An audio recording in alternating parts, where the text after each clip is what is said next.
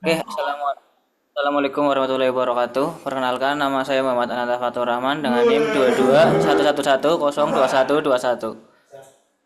Selanjutnya, Ahmad Umar Yuda dengan NIM 22110 2018. Nama saya Muhammad Syanaga dengan NIM 2211102034. Nama saya Ridho Tiwirana Padang dengan NIM akhir 360. selanjutnya untuk nomor satu kita disuruh membuat program sederhana menggunakan Thread. Untuk kali ini kita menggunakan bahasa Python. Tekan codingan. Itu pertama kita akan mengimport library ada 3 yaitu logging, trading, dan time. Selanjutnya kita akan membuat fungsi thread function yaitu fungsi ini untuk menerima satu parameter name yang digunakan untuk memberi identitas pada thread. Kemudian menggunakan logging info untuk mencatat bahwa thread sedang dimulai bersama dengan waktu saat ini. Kemudian time sleep 2 digunakan untuk menunda eksekusi thread selama 2 detik. Kemudian logging info untuk mencatat bahwa thread telah selesai beserta waktu saat ini. Kemudian di sini ada blok utama yaitu if name sama dengan main. Yaitu adalah bagian ini memastikan bahwa kode hanya dieksekusi jika file dijalankan secara langsung. Kemudian logging basic config yang itu mengatur format logging. Jadi pesan akan menampilkan waktu dalam format jam, menit, atau detik. Kemudian ada threads list, membuat daftar kosong untuk menyimpan thread. Kemudian ada for index in range 3, yaitu loop untuk membuat dan memulai 3 thread. Yaitu logging info untuk mencatat thread yang dibuat dan dimulai. Baru ada trading thread yang untuk membuat objek thread yang mengeksekusi thread function dengan indeks sebagai argumen. Kemudian ada thread append x menambahkan thread ke daftar thread. Kemudian ada xstart memulai thread. Setelah itu for index thread in enumerate loop untuk menunggu setiap thread selesai. Yaitu logging infonya mencatat bahwa program utama akan menunggu thread tertentu untuk selesai. Kemudian thread join menunggu thread selesai sebelum melanjutkan eksekusi. Kemudian ada logging info untuk mencatat bahwa thread tersebut telah selesai.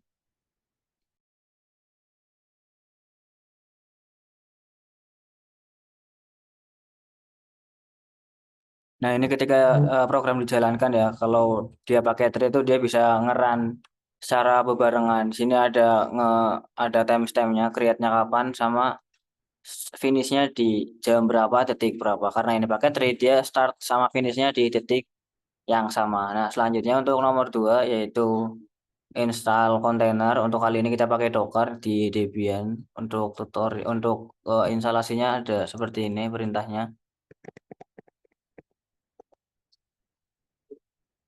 Masih di mute, Mas.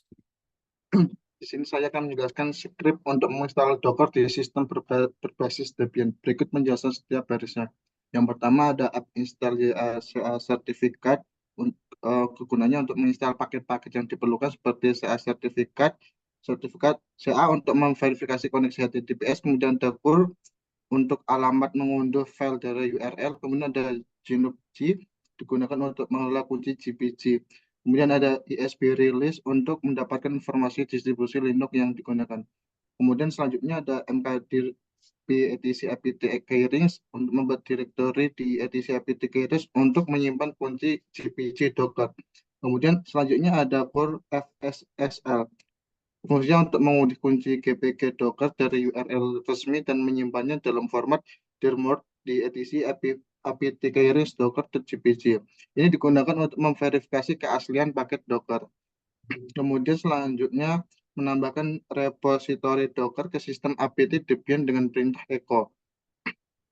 Seperti menambahkan arsitektur CPU sistem misalnya AMD 64, kemudian ada mengatur bahwa paket yang diunduh harus diverifikasi dengan kunci GPG yang sudah diunduh, kemudian akan memasukkan nama kode rilis distribusi Debian, misalnya bully C. Kemudian ada repositori ditambahkan ke file etc apt source.list.ddr. Kemudian ada apt update, fungsinya untuk memperbarui daftar paket agar sistem apt mengenali paket dari repositori Docker yang baru saja ditambahkan. Kemudian ada install Docker, menginstal paket-paket Docker seperti Docker CE, Docker Communication Edition, Docker CE CLI untuk Docker, Container.io, Service Container Runtime, kemudian ada Docker Compose dan Docker Compose plugin untuk menggunakan Docker Compose, sebuah alat untuk mengelola aplikasi multi kontainer. Kemudian terakhir ada sistem Enable Docker, fungsi untuk mengaktifkan layanan Docker agar berjalan otomatis saat sistem diboot. Jadi secara keseluruhan script ini menyiapkan lingkungan Docker di sistem Debian dengan konfigurasi repository resmi.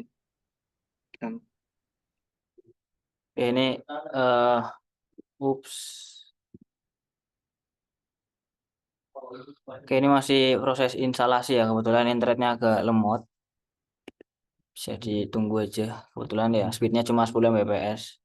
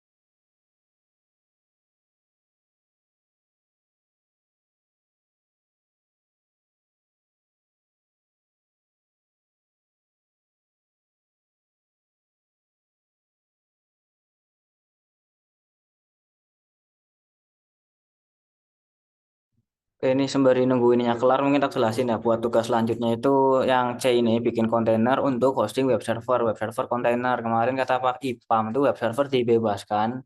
Oke, ini juga udah ini ya, kalau di Docker PS dia udah bisa running. Tapi rencanaku itu nge-run web server Nextcloud langsung. Jadi nggak cuma welcome to Apache atau welcome to Nginx, kita langsung coba ngerunning web server yang udah ada isinya, yaitu si Nextcloud ini. Tapi runningnya bukan di Proxmox lagi. Ini tak running di server yang ada di Cosco aja biar lebih cepat. Oke, sebelumnya tak compose down dulu. Nah, untuk membuat web server di Docker, ini kebetulan pakainya Docker Compose, jadi bukan Docker Run atau gimana ya. Jadi semua perintahnya itu ada di dalam file Docker min compose. Makanya tadi pas di awal instalasi itu ada install Docker Compose-nya. Nah, ini apt install Docker Compose. Nah, dari si Docker Compose itu isinya kayak gini ya, YAML, isinya ngeset si ada service apa aja, pakai image apa, container name-nya apa, terus comment volumenya dicolokin kemana, environment-nya gimana, port yang di open berapa, dan lain sebagainya. Nah, buat jalanin si Docker Compose itu bisa menggunakan Docker Compose admin deh. Nah, setelah Docker container dijalankan, bisa langsung dibuka aja web servernya ya melalui IP private. Nah, ini IP private-nya C192.168.102.54. Dan di sini di bagian port itu di forwardnya ke 8080. Jadi bukannya di port 8080.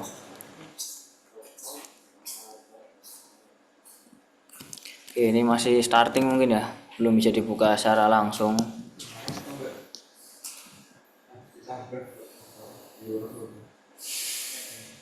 Nah, sekarang udah dibuka dan udah login. Coba tak buka dari tab penyamaran ya, biar login dulu.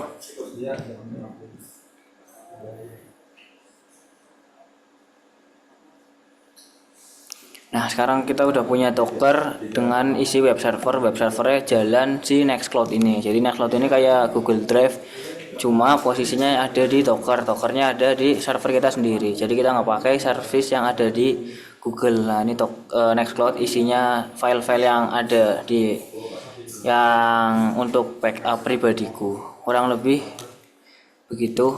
Kalau ada kesalahan kata dari kami mohon maaf. Sekian dari kami. Wassalamualaikum warahmatullahi wabarakatuh.